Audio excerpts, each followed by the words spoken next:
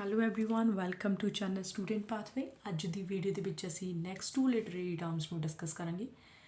ਪਹਿਲੀ ਟਰਮ ਸਾਡੇ ਕੋਲ ਹੈ elegy and elegy is a type of poem that expresses sorrow and mourning. Elegy ਕੀ ਹੈ? ਇਹ ਪੋਇਮ ਦੀ ਇੱਕ ਟਾਈਪ ਹੈ ਜਿਹਦੇ ਵਿੱਚ ਅਸੀਂ ਐਕਸਪ੍ਰੈਸ ਕਰਦੇ ਹਾਂ ਸੋਰੋ ਐਂਡ ਮੋਰਨਿੰਗ। ਸੋਰੋ ਅਤੇ ਮੋਰਨਿੰਗ 'ਚ ਕੀ ਡਿਫਰੈਂਟ ਹੈ? ਸੋਰੋ ਜਿਹੜਾ ਹੁੰਦਾ ਉਹ ਤੁਸੀਂ ਇੰਟਰਨਲੀ ਜੋ ਫੀਲ ਕਰਦੇ ਹੋ, ਤੁਸੀਂ ਕਿਸੇ ਵੀ ਚੀਜ਼ ਦੇ ਦੁਖੀ ਹੋ। ਮੋਰਨਿੰਗ ਜਦੋਂ ਤੁਸੀਂ ਕਿਸੇ ਦੀ ਡੈਥ ਦੇ ਉੱਤੇ ਦੁੱਖ ਪ੍ਰਗਟ ਕਰਨ ਲਈ ਜਾਂਦੇ ਹੋ, ਉਹ ਡਿਪੈਂਡ ਕਰਦਾ ਕਿ ਤੁਸੀਂ ਅੰਦਰੋਂ ਉਸ ਚੀਜ਼ ਨੂੰ ਫੀਲ ਕਰ ਰਹੇ ਹੋ ਕਿ ਨਹੀਂ ਕਰ ਰਹੇ ਹੋ, ਬਟ ਬਾਹਰੋਂ ਤੁਸੀਂ ਦੁੱਖ ਦਾ ਜਿਹੜਾ ਇੱਕ ਇੰਪਰੈਸ਼ਨ ਅਗਲੇ ਦੇ ਸਾਹਮਣੇ ਲੈ ਕੇ ਜਾਂਦੇ ਹੋ। Usually for someone who has died. ਕਾਹਦੇ ਲਈ ਹੁੰਦਾ ਇਹ? ਕਾਹਦੇ ਲਈ ਅਸੀਂ ਐਕਸਪ੍ਰੈਸ ਕਰਦੇ ਹਾਂ? ਜਦੋਂ ਕਿ ਕੋਈ ਕਿਸੇ ਦੀ ਡੈਥ ਹੋ ਜਾਂਦੀ ਹੈ। It reflects on loss, grief and the emotional pain that comes with death. ਤਾਂ ਕੀ ਇਹ ਕਿਹਦੇ ਲਈ ਜਿਹੜਾ ਰਿਫਲੈਕਟ ਕਰਦਾ, ਮਤਲਬ ਕਾਹਦੇ ਲਈ ਅਸੀਂ ਸ਼ੋਅ ਕਰਦੇ ਹਾਂ ਆਪਦਾ ਦੁੱਖ? ਜਦੋਂ ਕੋਈ ਲੋਸ ਹੋਇਆ ਹੁੰਦਾ, ਕਿਸੇ ਤਰ੍ਹਾਂ ਦਾ ਗਰੀਫ, ਕੋਈ ਦੁੱਖ ਹੁੰਦਾ, ਐਂਡ ਦ ਇਮੋਸ਼ਨਲ ਪੇਨ, ਅਸੀਂ ਇਮੋਸ਼ਨਲੀ ਪੇਨ ਛੁਨੇ ਦੈਟ ਕਮਸ ਵਿਦ ਡੈਥ, ਜਿਹੜਾ ਕਿ ਡੈਥ ਦੇ ਕਾਰਨ ਆਉਂਦਾ। ਕਿਸੇ ਦੀ ਡੈਥ 'ਤੇ ਬੰਦਾ ਜਿਹੜਾ ਦੁਖੀ ਹੁੰਦਾ, ਉਹਦਾ ਜੋ ਲੋਸ ਹੁੰਦਾ, ਉਹਨੂੰ ਰਿਫਲੈਕਟ ਕਰਨ ਲਈ, ਉਹਨੂੰ ਸ਼ੋਅ ਕਰਨ ਦੇ ਲਈ ਜੋ ਯੂਜ਼ ਕੀਤੀ ਜਾਂਦੀ ਟਾਈਪ ਪੋਇਮ ਦੀ, ਉਹਨੂੰ ਐਲਜੀ ਕਹਿੰਦੇ ਆ। Elegies are often deeply personal and introspective. ਕੀ ਹੁੰਦੀਆਂ ਨੇ ਇਹ? ਡੀਪਲੀ ਪਰਸਨਲ ਹੁੰਦੀਆਂ ਨੇ, ਕਿਉਂਕਿ ਅਸੀਂ ਦੁੱਖ ਜਿਹੜਾ ਉਦੋਂ ਹੀ ਫੀਲ ਕਰਦੇ ਜਦੋਂ ਸਾਡਾ ਕੋਈ ਨੇੜਲਾ ਬੰਦਾ ਮਰਿਆ ਹੋਵੇ। ਇੰਟਰੋਸਪੈਕਟਿਵ ਹੁੰਦੀਆਂ ਨੇ ਕਿਉਂਕਿ ਉਹਨੂੰ ਅਸੀਂ ਜਿਹੜਾ ਇੰਟਰਨਲੀ ਫੀਲ ਕਰਦੇ ਹਾਂ। As they explore the feelings of the speaker. ਕੀ ਹੁੰਦੀਆਂ ਨੇ? ਐਕਸਪਲੋਰ ਕਰਦਾ ਸਪੀਕਰ ਜਿਹੜਾ ਕਿ ਇਸ ਪੋਇਮ ਦੇ ਵਿੱਚ ਬੋਲ ਰਿਹਾ ਹੁੰਦਾ, ਉਹਦੀਆਂ ਫੀਲਿੰਗਸ ਨੂੰ ਐਕਸਪਲੋਰ ਕਰਦਾ। While also honouring the memory of the deceased. ਨਾਲ ਉਹਦੀਆਂ ਫੀਲਿੰਗਸ ਤਾਂ ਸ਼ੋ ਹੁੰਦੀਆਂ ਹੀ ਨੇ, ਨਾਲ ਜਿਹੜੀਆਂ ਅਸੀਂ ਜਿਸ ਬੰਦੇ ਦੀ ਡੈਥ ਹੋਈ ਹੁੰਦੀ ਆ ਉਹਦੀ ਮੈਮਰੀ ਨੂੰ ਵੀ ਔਨਰ ਕਰਦੇ ਹਾਂ, ਮਤਲਬ ਉਹਦੇ ਬਾਰੇ ਵੀ ਗੱਲਬਾਤ ਕਰਦੇ। Though traditionally focused on the loss of a person, elegies can also mourn the passing of time. ਇਹਦੇ 'ਚ ਕੀ ਹੈ ਕਿ ਟ੍ਰੈਡੀਸ਼ਨਲੀ ਜੇ ਦੇਖਿਆ ਜਾਵੇ, ਜੋ ਇਹ ਐਲਜੀਜ਼ ਨੇ ਜ਼ਿਆਦਾਤਰ ਕਾਹਦੇ 'ਤੇ ਲਿਖੀਆਂ ਜਾਂਦੀਆਂ ਨੇ? ਕਿਸੇ ਬੰਦੇ ਦੇ ਲੋਸ ਦੇ ਉੱਪਰ ਹੀ ਲਿਖੀਆਂ ਜਾਂਦੀਆਂ ਨੇ। ਬਟ ਇਹ ਕਾਹਦੇ ਲਈ ਹੋ ਸਕਦੇ ਨੇ? ਪਾਸਿੰਗ ਆਫ ਟਾਈਮ 'ਤੇ ਵੀ ਹੋ ਸਕਦੇ ਨੇ, ਪਲੇਸ 'ਤੇ ਔਰ ਵੇ ਆਫ ਲਾਈਫ। ਸੋ ਇਹ ਵੀ ਇਹਦਾ ਜਿਹੜਾ ਸੈਕਿੰਡ ਆਪਸ਼ਨ ਹੋ ਸਕਦਾ। They often begin with an expression of sorrow. ਜ਼ਿਆਦਾਤਰ ਕਿੱਦਾਂ ਸ਼ੁਰੂ ਹੁੰਦੀਆਂ ਨੇ ਕਿ ਸ਼ੁਰੂ ਦੇ ਵਿੱਚ ਦੁੱਖ ਦਾ ਪ੍ਰਗਟਾਵਾ ਹੋ ਰਿਹਾ ਹੁੰਦਾ, ਦੈਨ ਮੂਵ ਟੂ ਰਿਫਲੈਕਸ਼ਨ। ਦੂਜੇ ਨੰਬਰ 'ਤੇ ਕੀ ਹੁੰਦਾ? ਹੌਲੀ ਹੌਲੀ ਰਿਫਲੈਕਸ਼ਨ 'ਤੇ ਮੂਵ ਹੁੰਦਾ। ਰਿਫਲੈਕਸ਼ਨ ਦਾ ਮਤਲਬ ਕੀ ਹੈ ਕਿ ਅਸੀਂ ਰਿਫਲੈਕਟ ਕਰਦੇ ਹਾਂ ਕਿ ਅਸੀਂ ਕੀ ਫੀਲ ਕਰ ਰਹੇ ਹਾਂ। And sometimes and with the sense of comfort ਔਰ ਐਕਸੈਪਟੈਂਸ। ਹੁਣ ਕੀ ਹੈ? ਦੇਖੋ, ਸ਼ੁਰੂ ਹੋਈ ਸੋਰੋ ਤੋਂ, ਫਿਰ ਰਿਫਲੈਕਸ਼ਨ ਜਿੱਥੇ ਅਸੀਂ ਐਕਸਪ੍ਰੈਸ ਕਰਦੇ ਹਾਂ ਅਸੀਂ ਕਿੱਦਾਂ ਫੀਲ ਕਰ ਰਹੇ ਹਾਂ, ਸਾਨੂੰ ਕੀ ਲੱਗ ਰਿਹਾ। ਹੌਲੀ ਹੌਲੀ ਕੀ ਹੋ ਜਾਂਦਾ? ਇੱਕ ਸੈਂਸ ਆਫ ਕੰਫਰਟ 'ਤੇ ਜਾ ਕੇ ਐਂਡ ਹੁੰਦਾ, ਜਿੱਥੇ ਸਾਨੂੰ ਲੱਗਦਾ ਕਿ ਹੁਣ ਸਾਰਾ ਕੁਝ ਠੀਕ ਹੋ ਰਿਹਾ, ਅਸੀਂ ਐਕਸੈਪਟ ਕਰ ਲੈਂਦੇ ਹਾਂ ਉਸ ਚੀਜ਼ ਨੂੰ। A well-known example of an elegy is Thomas Gray's elegy written in a country churchyard। ਹੁਣ ਅਸੀਂ ਐਗਜ਼ਾਮਪਲ ਦਿੱਤੀ ਹੈ ਥੋਮਸ ਗ੍ਰੇ ਦੀ, ਜਿਨ੍ਹਾਂ ਨੇ ਇਹ ਲਿਖਿਆ LG written in a country churchyard which reflects on the lives of ordinary people buried in a graveyard and inevitability of death। ਹੁਣ ਇਸ ਮੇਨਲੀ ਇਸ ਐਲਜੀ ਦੇ ਵਿੱਚ ਕਿਸ ਚੀਜ਼ ਨੂੰ ਦਿਖਾਇਆ ਗਿਆ? which reflects, ਕੀ ਰਿਫਲੈਕਟ ਕਰਦੀ ਹੈ? on the lives of ordinary people। ਉਹ ਆਮ ਲੋਕਾਂ ਦੀ ਜ਼ਿੰਦਗੀ ਜਿਹੜੇ ਵਰਿਡ ਇਨ ਅ ਗ੍ਰੇਵਯਾਰਡ, ਜਿਹੜੇ ਕਿ ਕਬਰ ਦੇ ਵਿੱਚ ਦੱਬੇ ਹੋਏ ਨੇ। ਐਂਡ ਦ ਇਨਐਵਿਟੇਬਿਲਿਟੀ ਆਫ ਡੈਥ, ਅਤੇ ਜਿਹੜੀ ਹੈ ਮੌਤ ਦੀ ਨਾ ਟਲਣ ਵਾਲੀ ਚੀਜ਼ ਨੂੰ, ਕਿਉਂਕਿ ਮੌਤ ਇੱਕ ਇਹੋ ਜਿਹੀ ਚੀਜ਼ ਹੈ ਜਿਹੜੀ ਨੂੰ ਟਾਲਿਆ ਨਹੀਂ ਜਾ ਸਕਦਾ। ਸੋ ਇਸ ਚੀਜ਼ ਦੇ ਉੱਤੇ ਇਹ ਲਿਖੀ ਹੈ ਥੋਮਸ ਗ੍ਰੇ ਨੇ। Another famous example is Walt Whitman's O Captain my Captain written to mourn the death of President Abraham Lincoln. ਹੁਣ ਇਹ ਵਾਲੀ ਜਿਹੜੀ ਐਲਜੀ ਕਾਹਦੇ ਲਈ ਲਿਖੀ ਗਈ? ਅਬਰਾਹਮ ਲਿੰਕਨ ਜਿਹੜੇ ਪ੍ਰੈਜ਼ੀਡੈਂਟ ਸੀਗੇ, ਉਹਨਾਂ ਦੀ ਡੈਥ ਦੇ ਉੱਪਰ ਦੁੱਖ ਪ੍ਰਗਟ ਕਰਨ ਲਈ ਲਿਖੀ ਗਈ ਸੀ। It captures both the sorrow of loss. ਦੋ ਚੀਜ਼ਾਂ ਇਹਦੇ 'ਚ ਕੀਤੀਆਂ ਗਈਆਂ ਨੇ। ਇੱਕ ਦਿਖਾਇਆ ਗਿਆ ਸੋਰੋ ਆਫ ਲੋਸ, ਜਿਹੜਾ ਉਹਨਾਂ ਦੇ ਲੋਸ ਦਾ ਜਿਹੜਾ ਦੁੱਖ ਦਾ ਪ੍ਰਗਟਾਵਾ ਕੀਤਾ ਗਿਆ, and the pride and Lincoln's achievements. ਦੂਜੀ ਚੀਜ਼ ਕੀ ਸ਼ੋਅ ਕੀਤੀ ਗਈ ਹੈ ਕਿ ਹਾਂਜੀ ਉਹਨਾਂ ਦੀ ਮੌਤ ਦਾ ਸਾਨੂੰ ਦੁੱਖ ਹੈ, ਪਰ ਫਿਰ ਵੀ ਅਸੀਂ ਪ੍ਰਾਈਡ ਫੀਲ ਕਰਦੇ ਹਾਂ ਕਿਉਂਕਿ ਉਹਨਾਂ ਨੇ ਬਹੁਤ ਸਾਰੇ ਆਪਣੀ ਲਾਈਫ 'ਚ ਅਚੀਵਮੈਂਟਸ ਕੀਤੀਆਂ ਨੇ। Elegies are powerful because they not only express personal grief but also resonate with universal emotions of loss and remembrance। ਕਿਉਂ ਇਹ ਪਾਵਰਫੁਲ ਹੁੰਦੀਆਂ ਨੇ ਐਲਜੀਜ਼?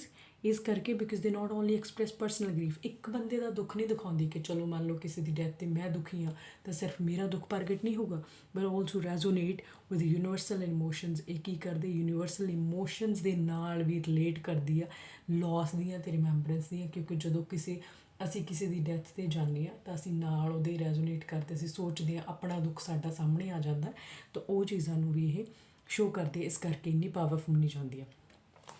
ਨੈਕਸਟ ਸਾਡੇ ਕੋਲ ਲਿਟਰੇਰੀ ਟਰਮ ਜਿਹੜੀ ਹੈਗੀ ਹੋਗੀ epithet. Epithet is a descriptive word or phrase that is use to highlight a particular quality or characteristic of a person. ਕਾਹਦੇ ਲਈ ਮੇਨਲੀ ਇਹ ਯੂਜ਼ ਕੀਤਾ ਜਾਂਦਾ? ਡਿਸਕ੍ਰਿਪਟਿਵ ਵਰਡ, ਜਿਹੜਾ ਕਿ ਡੀਪਲੀ ਡਿਸਕ੍ਰਾਈਬ ਕਰਦਾ ਉਹ ਵਰਡ ਆ, ਜਾਂ ਅਸੀਂ ਫਰੇਜ਼ ਕਹਿ ਸਕਦੇ ਹਾਂ, ਜੋ ਕਿ ਹਾਈਲਾਈਟ ਕਰਦਾ particular quality or characteristic of a person. ਕਿਸੇ ਬੰਦੇ ਦੀ ਪਰਟੀਕੂਲਰ ਕੁਆਲਿਟੀ ਨੂੰ ਜਾਂ ਉਹਦੀ ਕਰੈਕਟਰਿਸਟਿਕ ਨੂੰ ਇਹ ਸ਼ੋ ਕਰਦਾ। ਇਕੱਲੇ ਪਰਸਨ ਹੀ ਨਹੀਂ, ਪਲੇਸ ਔਰ ਥਿੰਗ, ਕਿਸੇ ਵੀ ਜਗ੍ਹਾ ਦੀ, ਕਿਸੇ ਚੀਜ਼ ਦੀ। It serves as a label or nickname. ਕੀ ਹੈ? ਇੱਕ ਤਰ੍ਹਾਂ ਨਾਲ ਉਹ ਕੁਆਲਿਟੀ ਜਿਹੜੀ ਹੈ ਲੇਬਲ ਦੇ ਤੌਰ 'ਤੇ ਜਾਂ ਫਿਰ ਨਿਕਨੇਮ ਦੇ ਤੌਰ 'ਤੇ ਜੁੜ ਜਾਂਦੀ, that adds more depth to the subject being described, ਜਿਹੜੀ ਕਿ ਜ਼ਿਆਦਾ ਡੈਫ ਦੇ ਵਿੱਚ। ਦੇਖੋ, ਅਗਰ ਕਿਸੇ ਦੇ ਨਾਲ ਅਸੀਂ ਨਿਕਨੇਮ ਲਾ ਦਿੰਦੇ ਹਾਂ ਜਾਂ ਉਹਦੀ ਕਿਸੇ ਕੁਆਲਿਟੀ ਨੂੰ ਮੇਨ ਰੱਖ ਲੈਂਦੇ ਹਾਂ, ਜਿਵੇਂ ਕਿ ਅਸੀਂ ਐਗਜ਼ਾਮਪਲ ਲੈ ਲਈਏ ਕਿ ਕੋਈ ਬੰਦਾ ਬਹੁਤ ਬੋਲਦਾ, ਅਸੀਂ ਉਹਨੂੰ ਕਹਿ ਦਿੱਤਾ ਜੀ ਬੜ ਬੋਲਾ, ਅਤੇ ਉਹਨੂੰ ਲੋਕ ਜਾਣਨ ਲੱਗ ਜਾਂਦੇ ਉਸੇ ਚੀਜ਼ ਤੋਂ।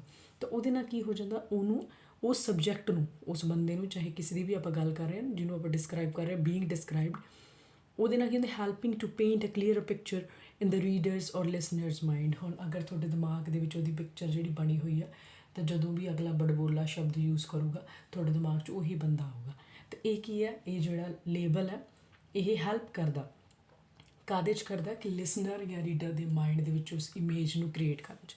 ਐਪੀਥੈਟਸ are often used in literature and poetry to enhance storytelling. ਕਾਹਦੇ ਲਈ ਯੂਜ਼ ਕੀਤੇ ਜਾਂਦੇ ਲਿਟਰੇਚਰ ਅਤੇ ਪੋਇਟਰੀ ਦੇ ਵਿੱਚ? ਸਟੋਰੀ ਟੈਲਿੰਗ ਨੂੰ ਵਧਾਉਣ ਲਈ, ਮੇਕਿੰਗ ਦ ਲੈਂਗੁਏਜ ਮੋਰ ਵਿਵਿਡ, ਤਾਂ ਕਿ ਜਿਹੜੀ ਲੈਂਗੁਏਜ ਆ ਹੋਰ ਜ਼ਿਆਦਾ ਕਲੀਅਰ ਕੀਤੀ ਜਾ ਸਕੇ। ਐਂਡ ਇੰਗੇਜਿੰਗ ਦਾ ਮਤਲਬ ਕਿ ਹੋਰ ਜ਼ਿਆਦਾ ਆਡੀਅੰਸ ਉਸ ਚੀਜ਼ ਦੇ ਨਾਲ ਆਪਣੇ ਆਪ ਨੂੰ ਜੁੜਿਆ ਮਹਿਸੂਸ ਕਰੇ। They can focus on physical attributes. ਕੀ ਚੀਜ਼ਾਂ ਇਹਦੇ 'ਚ ਆ ਸਕਦੀਆਂ ਨੇ?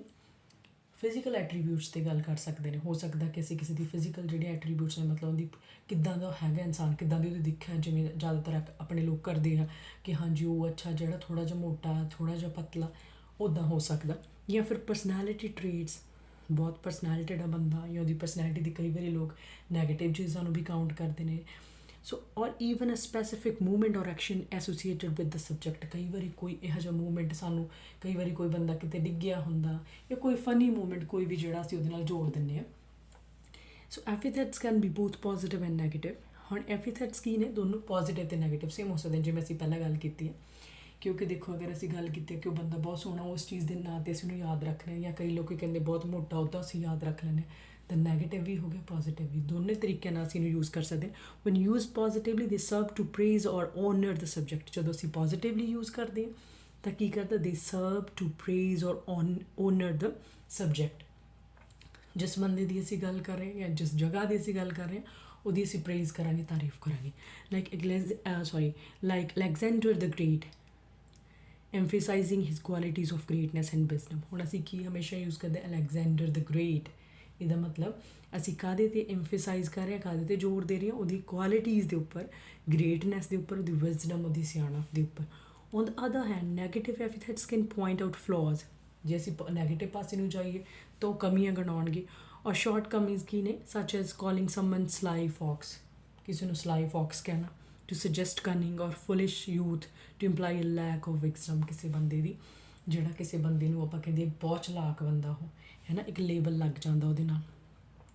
ਅਤੇ ਫੁਲਿਸ਼ ਯੂਥ ਆਪਾਂ ਕਹਿ ਦਈਏ, ਇਹਦਾ ਮਤਲਬ ਕਿ ਅਸੀਂ ਲੈਕ ਆਫ ਵਿਜ਼ਡਮ ਦੀ ਗੱਲ ਕਰਾਂਗੇ, ਉਹ ਬੰਦੇ 'ਚ ਬਿਲਕੁਲ ਹੀ, ਉਹਨਾਂ 'ਚ ਬਿਲਕੁਲ ਵੀ ਜਿਹੜੀ ਆ ਉਹ ਅਕਲ ਹੈ ਨਹੀਂ। One of the most famous uses of epithets is an ancient Greek epic poetry, particularly in works like the Iliad and Odyssey by Homer. ਜਿਹੜੀ ਹੈ ਅਸੀਂ ਗੱਲ ਕਰੀਏ ਐਂਸ਼ੀਐਂਟ ਗ੍ਰੀਕ ਦੇ ਵਿੱਚ ਸਭ ਤੋਂ ਜਿਹੜੀ ਐਪਿਕ ਪੋਇਟਰੀ ਰਹੀ ਆ, ਉਹ ਦ ਇਲੀਆਡ ਐਂਡ ਓਡੀਸੀ ਬਾਈ ਹੋਮਰ ਰਹੀ ਆ। ਉਹਦੀ ਅਸੀਂ ਐਗਜ਼ਾਮਪਲ ਲੈ ਰਹੇ ਹਾਂ। The word epithet came from the Greek word epitheton which means added or attributed. Greek ਦੇ ਵਰਡ ਤੋਂ ਲਿਆ ਗਿਆ, ਜਿਹਦਾ ਆਪਣੇ ਆਪ 'ਚ ਹੀ ਮੀਨਿੰਗ ਕੀ ਹੈ? Added or ਐਟਰੀਬਿਊਟਡ। ਮਤਲਬ ਕਿਸੇ ਦੇ ਵਿੱਚ ਇਹ ਕੋਈ ਨਾ ਕੋਈ ਚੀਜ਼ ਐਡ ਕਰੂਗਾ। ਐਡ ਕੀ ਕਰੂਗਾ? ਹੁਣ ਚਾਹੇ ਪੋਜ਼ੀਟਿਵਲੀ ਐਡ ਕਰੇ, ਚਾਹੇ ਨੈਗੇਟਿਵਲੀ ਐਡ ਕਰੇ, ਬਟ ਐਡ ਕਰੂਗਾ।